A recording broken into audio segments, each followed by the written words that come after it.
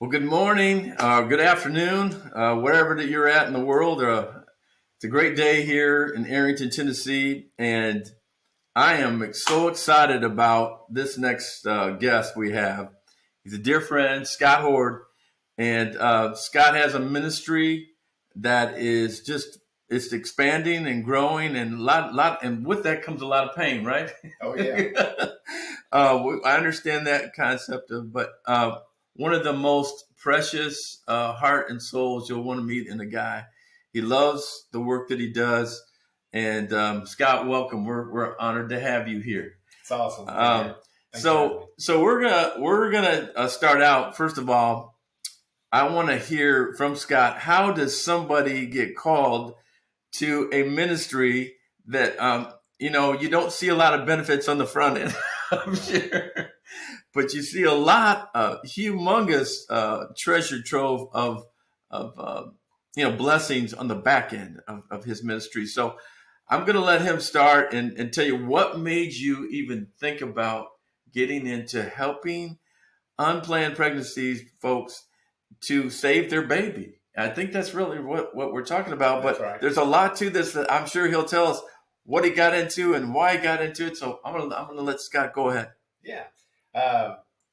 I'm from Smyrna, Tennessee. I was lead pastor of a church in Smyrna called Christ Life Community. I pastored that church for 10 years.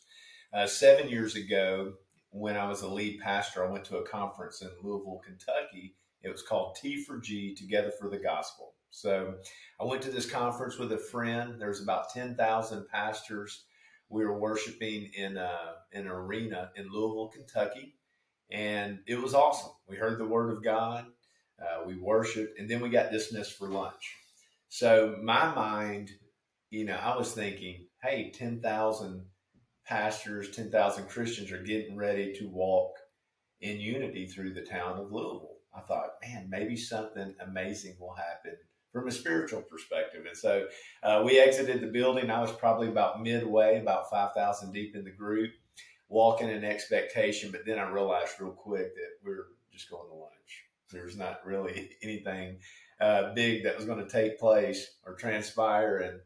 But as we were walking, I passed a lady to my left that was praying. And I thought, well, isn't it interesting? She's praying in the middle of the sidewalk, but we're going to eat lunch. And so I walked past her and kept thinking about it. I talked to my friend about it. I said, I need to go back and ask her why she's praying. So I went back and I interrupted her. I said, I'm sorry to interrupt your prayer, but why are you praying here? And she said, they kill babies here. And so she was standing outside of an abortion facility praying, and it hit me like a ton of bricks. I realized that 10,000 pastors walked by and didn't see it. And so it was a spark, a defining moment in my life where I realized I'm pro-life, but I really don't have anything to show for it. And so it messed my lunch up that day. I ended up Talking about an epiphany. Yeah, it was. I started buying homeless people lunch because I was trying to make up for the guilt or whatever it was I experienced. My friends were like, what are you doing? I was like, I don't know. But that experience bothered me. So a year later, it's about a year later, I go back. I'm back in Smyrna. I'm pastoring my church, and the Ferguson riots happened, Ferguson, Missouri. There's a lot of racial tension in our country, and people were asking hard questions. They were asking hard questions of each other. They were asking hard questions of the church. They were asking hard questions of pastors. And one of the questions was, what are you going to do about the racial tension? You had white churches trying to link arms with African American churches. You had it was a strange time, and so I kept being pressed with that question: what are you going to do? And my only answer was to share the gospel, to share Jesus, because that's the answer to racism, right? And but that didn't satisfy really the church, and particularly one individual, a young African American male, asked me that question and asked it very strong. And he said, that's not the answer. And I thought, well, since when is Jesus not the answer to something of hate or racism? And I said, well, what do you want me to do? And he says, I don't know. I said, do you want me to picket? Do you want me to carry a sign and march with groups? And he goes, I don't know. And I said, but that's not me. And I'm not going to do that. And so it made me frustrated, but it also made me angry at the individual. His question made me angry. And I carried that anger throughout the rest of the day. The next day, I'm in Smyrna at a cafe, actually at a Starbucks on Sam Ridley Drive. It's a busy Starbucks. And I'm sitting there still angry. So I'm like, all right, Lord, take this anger. So I began to pray, and nothing happened. And so me being a charismatic Christian, I put my hands in the air and said, Lord, take the anger and give me something in return. And in that moment, he did. And he gave me 2 words, and I didn't hear an audible sound. I just heard something deeply impressed upon my heart, and it was engage abortion. Wow. Yeah. So I'm sitting there thinking, engage abortion, am I hearing from God? And I had no idea the connection between racism and abortion and Planned Parenthood. I had no idea about Margaret Sanger and her story, who founded Planned Parenthood, who hated people of brown skin and black skin, whose sole purpose was to eliminate that race. And so I'm sitting there thinking, okay, engage abortion. Am I hearing from the Lord? So I Googled abortion. I didn't know where they were happening. I didn't know if they were aborting babies in Franklin and Nashville and Smyrna. I didn't know. So I Googled abortion. I found 2 locations, Planned Parenthood on D.B. Todd in Nashville. And there was another place called the Women's Center on Welshwood, just off the Harding Place in Knowlesville Road. Since that was closer, I thought, you know what, I'll go there. And so I got in my car the next day, not knowing what I was doing. And I was scared. I didn't know what to expect. And I drove the 20-something miles to Welshwood. And my plan was to really just sit in the car and not do anything, but really to observe. But I got there and realized that there's a woman and her daughter, young daughter, maybe 12 or 13, that were engaging people going in a very loving way. The mom got distracted. The young girl was confronted by a young man. He was intimidating her. So I felt like, as a man, I need to go out and meet with that guy and protect this young girl. And I did. It led to a 2-hour conversation. It was intense. It was a logical, loving conversation. He did make some threats towards me, but I would bring it back to a conversation. And 2 hours later, his girlfriend came out. He aborted his child, and I left. Went to a market. I was getting gas in my car. Looked at my hands. My hands were shaking. And I just asked the Lord, I was like, is this what you want me to do? And he said, yeah. And wow. So. How long ago was that? That was about just over 6 years ago. 6 years ago. Yeah. Wow. Yeah. And so I still didn't know what was going on, what I was doing, the impact that all this would have. Yeah, hear you pour your heart out, and you're going, I'm trying to help this guy and this woman understand what's at stake. Yeah. And it still happens. Yeah, it still happens. And so I experienced a lot of failure. So I went back. I didn't tell anybody what I was doing. Didn't even tell my family. Didn't tell the church, because I didn't know really what I was doing. Yeah. And so I prayed and I said, Lord, give me something. Like, what do I need to do this? And he gave me 3 words: love, humility, and truth. And he said, go in those 3 things and don't compromise them. Don't compromise any of the 3. And so I really thought about those 3 words. I was like, all right, I need to be loving. Before I look at the speck in somebody else's eye, I need to look at the plank in my own eye. And I need to be truthful. I need to be able to speak to what's actually happening there. And so I went with those 3 things and began to speak. And so the street, I was standing on the street probably 30 feet from the front door. The parking lot would fill up. And again, just tons of failure, tons of threats. I would start by introducing myself. Hi, my name is Scott. I'm a pastor, a local pastor. I'd love to help you. I'd love to pray with you. Why are you here? Is there a need I can meet? And so that was my approach. It wasn't condemning. It wasn't heavy-handed. It wasn't shaming. Right. And so eventually it would lead to a lady responding, and her name was Tina. And Tina would come over, and we would talk. We talked, and she's like, "What do you want me to do?" And I said, "Well, you're here to get a pregnancy test, an ultrasound that you have to get an abortion." She says, "Yeah." I said, "Well, let's go get an ultrasound somewhere else." And we did. We went into Nashville. She followed me, and she got her ultrasound. She came out. And she showed me a picture of her child. She said, "Look at my boy." I said, "He's beautiful." I said, "What are you going to do?" And she says, "I'm going to keep him." And that was a big moment. Wow.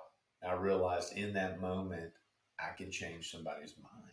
Wow. And so I went back to that street with a lot of confidence, with a lot of boldness, saying, "All right, let's change another." And there's one, right? Yeah, there's one. And that little boy is now Austin J, and he's almost 7 years old. And so he's beautiful. I have a picture of him. He's amazing. Wow.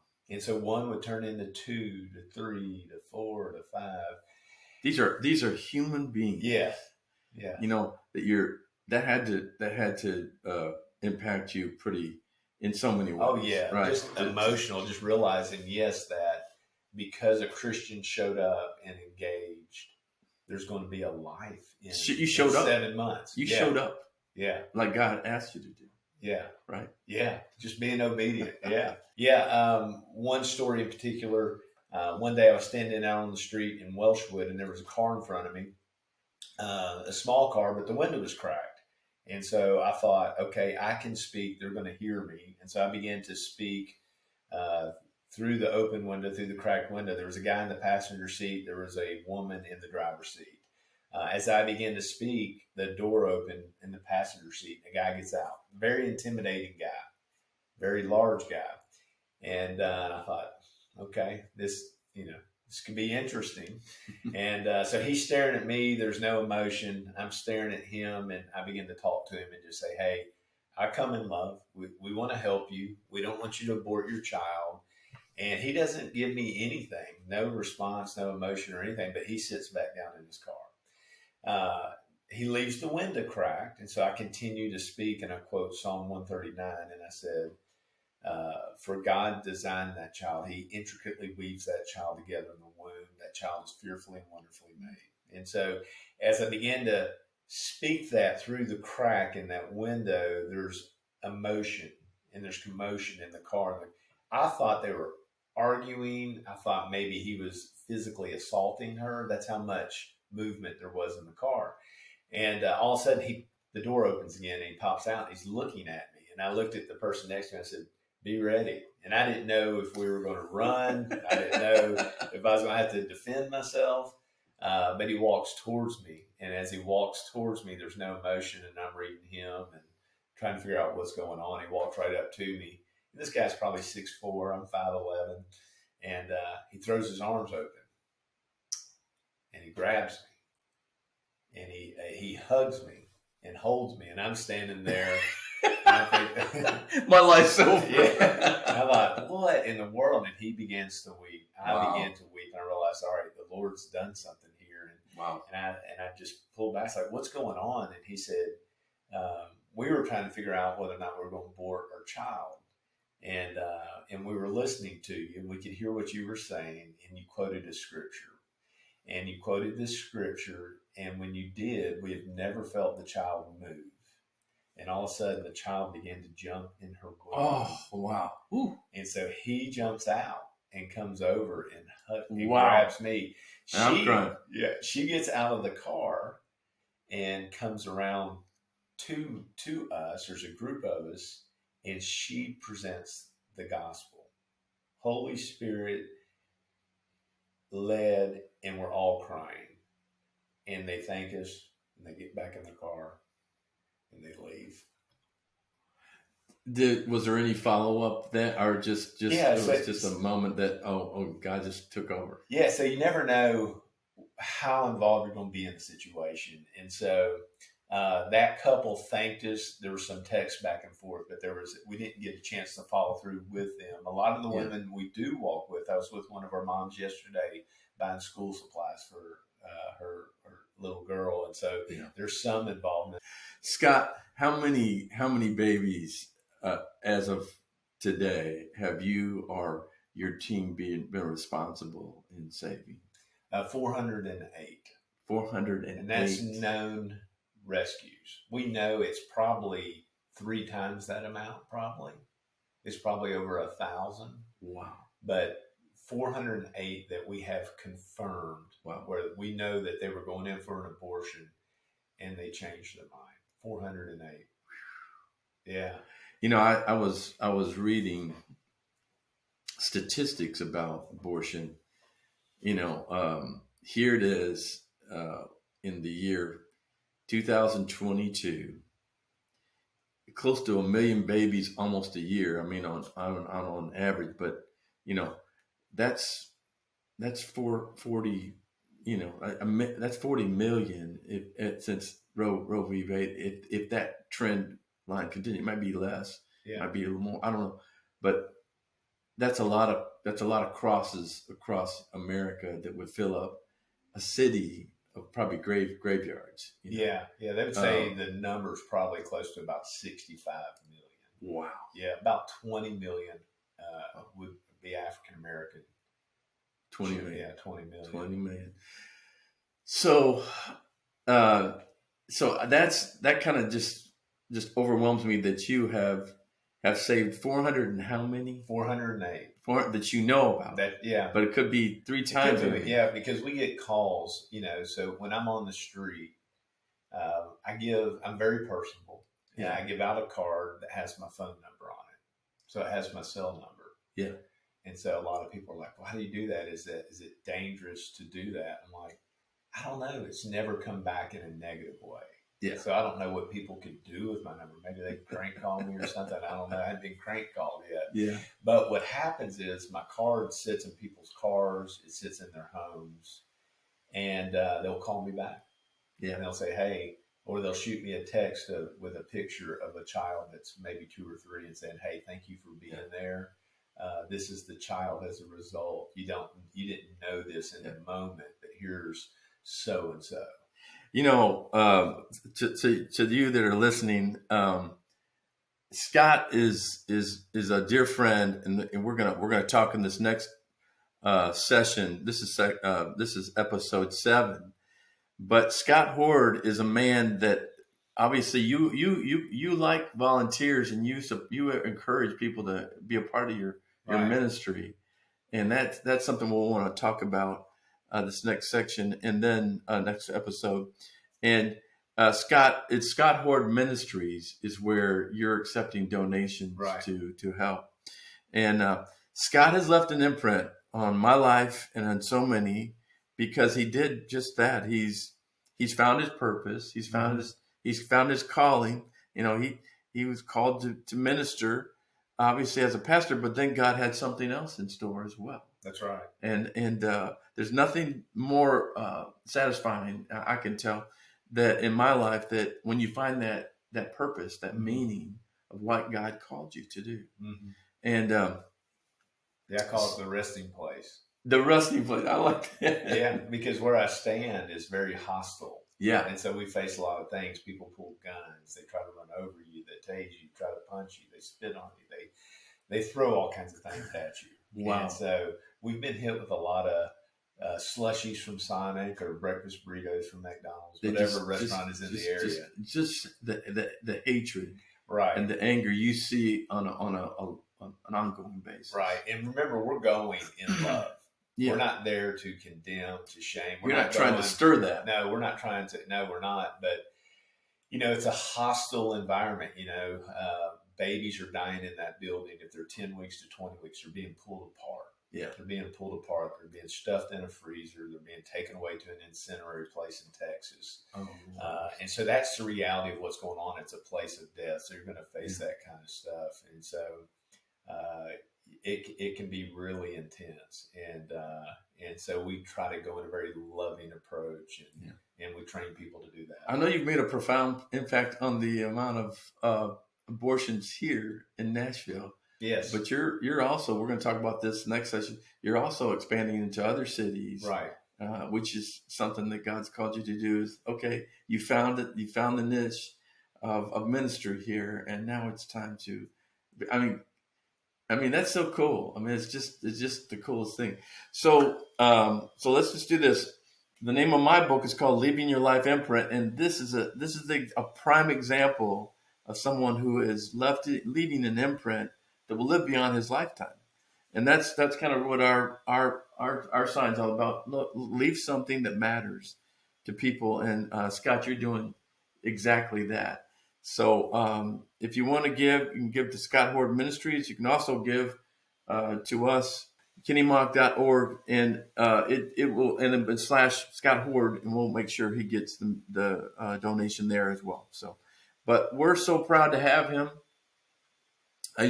These episodes, we'd like your feedback. We're giving books out and giving autographs signed by some great New York Times authors and friends of mine that are in the music business or in the sports business or whatever. But they're giving something that's going to live beyond their own lifetime. And Scott, I'm so proud to have you here. We're excited. So thanks so much, and we'll look forward to the next episode Thursday at 3:30. So join us, and we'll look forward to, so you can share Scott with your friends and your family and what he's doing and be a part of his ministry. Thanks so much, Scott. Great to be here. Love you. God bless. Hey guys, thanks so much for watching the show. If you guys have any questions, or if you would like to donate and receive the book, please head on over to KennyMauck.org/show. Here you can ask us any questions that you might have, as well as make a donation. Thank you so much for watching.